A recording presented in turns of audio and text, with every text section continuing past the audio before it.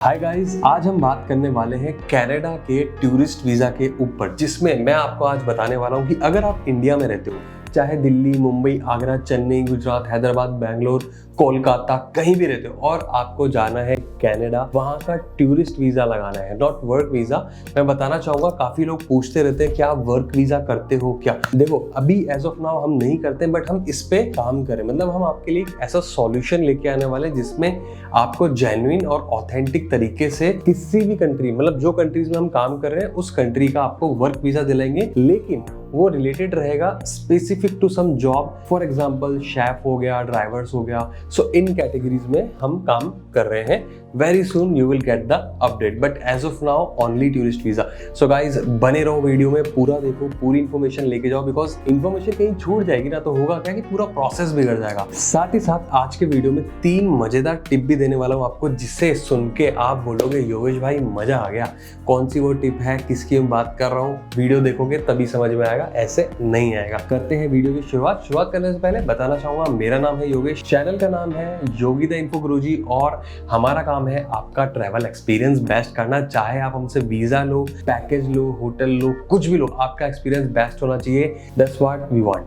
सो guys, करते हैं video की शुरुआत। चैनल को कर दो सब्सक्राइब, बेल आइकन कर दो ऑन, करते हैं वीडियो की शुरुआत। तो गाइस, सबसे पहले शुरुआत करते हैं इसके प्रोसेसिंग टाइम से। देखो, अगर आप ऑफिशियली कनाडा की इमिग्रेशन वेबसाइट पे जाके चेक करोगे ना, तो वहां पे आपको टाइमिंग दिखाएगा 50 to 60 डेज। वो भी ऑफिशियल टाइम है उनका 50 to 60 डेज। बट हमारे केस में क्या होता है, usually within 30 days result आ जाता है क्लाइंट का कि भाई उनका वीजा अप्रूव है या रिजेक्ट है, पता पड़ जाता है। विद इन 30 डेज के अंदर हमारा रिकॉर्ड रहा है इतने सालों का कि हमें पता पड़ गया है। अब अगर मैं वैलिडिटी की बात करूं, देखो एक न्यूज आई थी जिसमें बोला गया था कि कनाडा अभी 10 साल का टूरिस्ट वीजा वैलिडिटी जो दे रहा है ना, वो बंद करने वाला है, और वो मिनिमम 1 ईयर या उससे कम की वैलिडिटी आपको देगा डिपेंडिंग ऑन योर डॉक्यूमेंट्स, ठीक है। लेकिन अभी तक उस पर कुछ काम हुआ नहीं है, तो अभी तक न्यूज यही है कि आपका जो टूरिस्ट वीजा रहेगा ना, वो 10 साल का मोस्टली आपको मिलने वाला है फॉर कनाडा। लाइक यूएसए, जैसे यूएसए में भी आपको पता है 10 साल की वैलिडिटी आपको मिलती है, जो अपने आप में एक बहुत बड़ी बात है सर, क्योंकि वीजा एक बार लगाना है, अप्रूव हो गया, बार बार वीजा लगाने की टेंशन ही खत्म। 10 साल में कितनी बार भी आओ जाओ, कभी घूमो, कोई रुकावट नहीं, कोई रोक टोक नहीं, तो बहुत बढ़िया बात है। तो आई होप सो कि ये चीज लागू ना हो, बिकॉज अदरवाइज क्या होगा, कनाडा भी सेम लाइक शेंजन कंट्रीज हो जाएगा।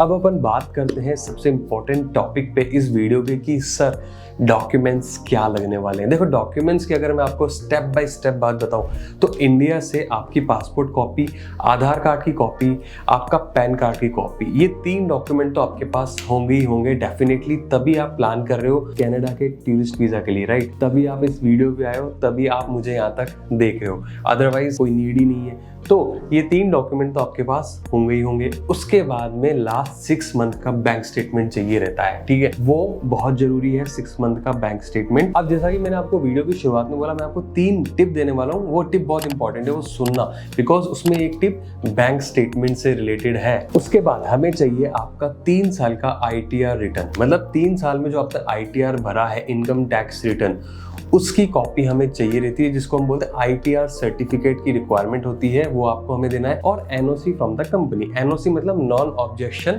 सर्टिफिकेट, वो आप कैसे दोगे, वो आपको अपनी कंपनी से लेना है, आपकी कंपनी आपको वो दे देगी। इट्स वेरी इजी, मतलब ये समझ लो, NOC का मतलब होता है नॉन ऑब्जेक्शन सर्टिफिकेट, मतलब आपकी कंपनी जहाँ पे आप काम कर रहे हो उनको कोई दिक्कत नहीं है कि आप कनाडा जा रहे हो, शेंजन जा रहे हो, यूरोप जा रहे हो, कहीं भी आप जा रहे हो, सिर्फ एक फॉर्मेट होता है, फॉर्मेट भी हम आपको दे देंगे। आपको कंपनी के लेटर हेड पे उसको प्रिंट आउट देना है, HR के साइन करवाना है, स्टाम्प करवाना है और हमें देना है। अब आप बोलोगे योगेश भाई मेरा है ना, मैं जॉब नहीं करता हूँ, मैं बिजनेस करता हूँ, तो सर NOC छोड़ो, उसके लिए क्या होगा, डॉक्यूमेंट सेम ही लगेंगे, लेकिन NOC की जगह यहाँ पे लगेगा आपका, यहाँ तो GST का सर्टिफिकेट आपके पास होना चाहिए, या फिर MSME, जो कि होगा ही होगा, बिकॉज आप बिजनेस कर रहे हो, बिना MSME के तो नहीं करोगे, ठीक है। MSME मतलब क्या होता है, जैसे बिजनेस रजिस्ट्रेशन बोलते हैं, उद्यम रजिस्ट्रेशन, उसकी कॉपी चाहिए रहेगी। तो ये डॉक्यूमेंट्स की रिक्वायरमेंट होती है, दैट्स इट। इसके अलावा जैसे मैंने देखा काफी एजेंट्स आपको गुमराह भी करते हैं, आपको बोलते हैं सर ये ले आओ, वो डॉक्यूमेंट ले आओ, कुछ भी नहीं चाहिए, सिर्फ ये डॉक्यूमेंट के बिहाफ पे रिजल्ट आ जाता है। इतना हमने देखा है अभी तक, 15 साल के एक्सपीरियंस की अगर मैं बात बताऊं तो यही है, आगे चेंज हो जाए हू नोस, ठीक है। तो ये डॉक्यूमेंट की रिक्वायरमेंट होती है। अब होता क्या बेसिकली, जैसे ही डॉक्यूमेंट आप हमें देते हो तो हमारी टीम लग जाती है काम पे, और फिर आपके जो डॉक्यूमेंट्स होते हैं ना वो 3 लेयर से गुजरते हैं। वो जरूरी है, क्यों?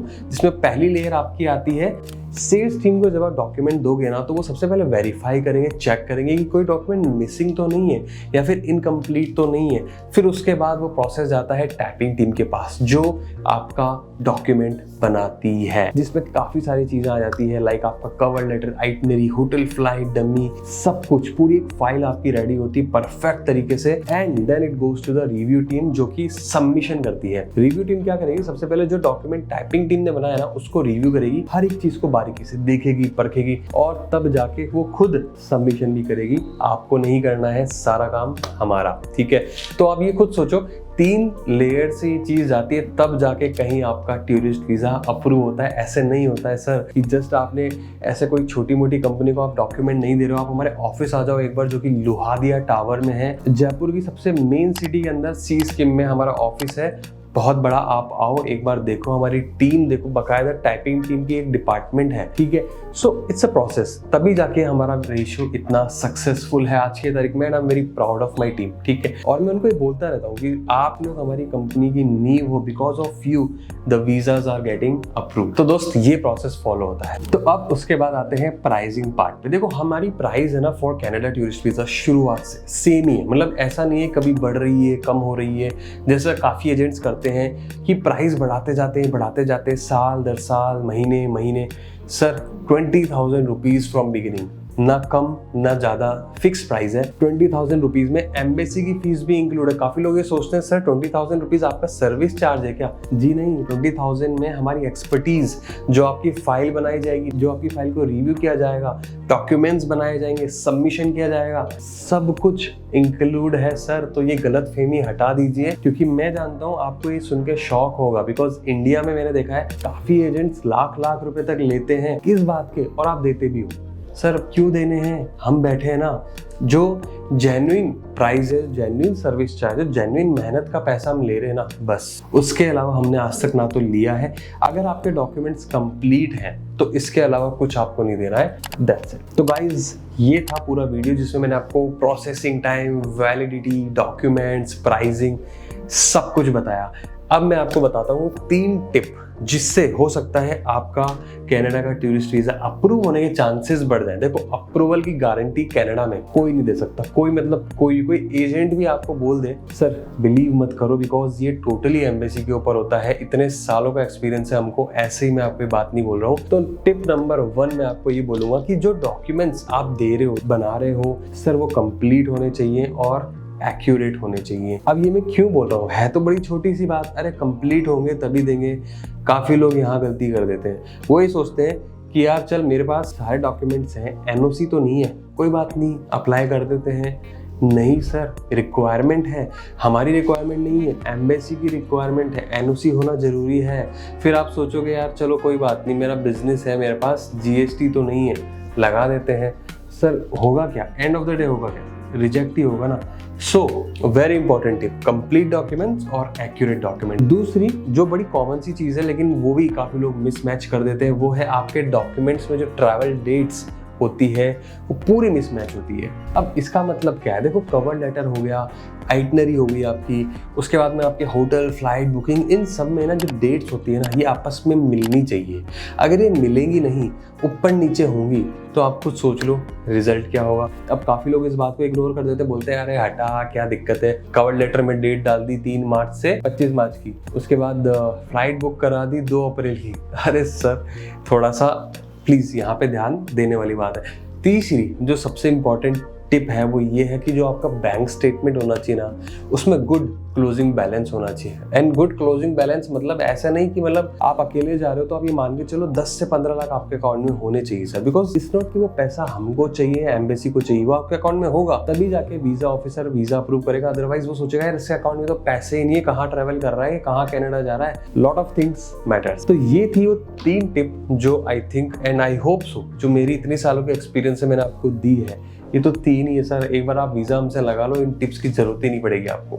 तो गाइज आई होप आपको वीडियो अच्छा लगा होगा। अगर आप कनाडा का टूरिस्ट वीजा लगाना है, नंबर दिया हुआ है, एड्रेस दिया हुआ है हमारा, please do contact and get in touch with our team. We can help you to get your Canada tourist visa with Akira Tourism. तो गाइज प्लीज वीडियो को लाइक कर देना एंड कमेंट करके जरूर बताओ कि यार आपको वीडियो कैसा लगा। अगर आपको वीडियो अच्छा लगा ना तभी मैं वीडियोस बनाऊंगा अब, क्योंकि आप क्या है कमेंट नहीं करते हो, बताते नहीं हो योगेश भाई वीडियो अच्छा बना है, बुरा बना है, अच्छी इन्फॉर्मेशन थी, बेकार थी, कुछ तो बोलो यार, कमेंट करो, प्यार दे दो थोड़ा सा, बहुत है। तो गाइज मिलते हैं अगले वीडियो में, तब तक के लिए जय हिंद।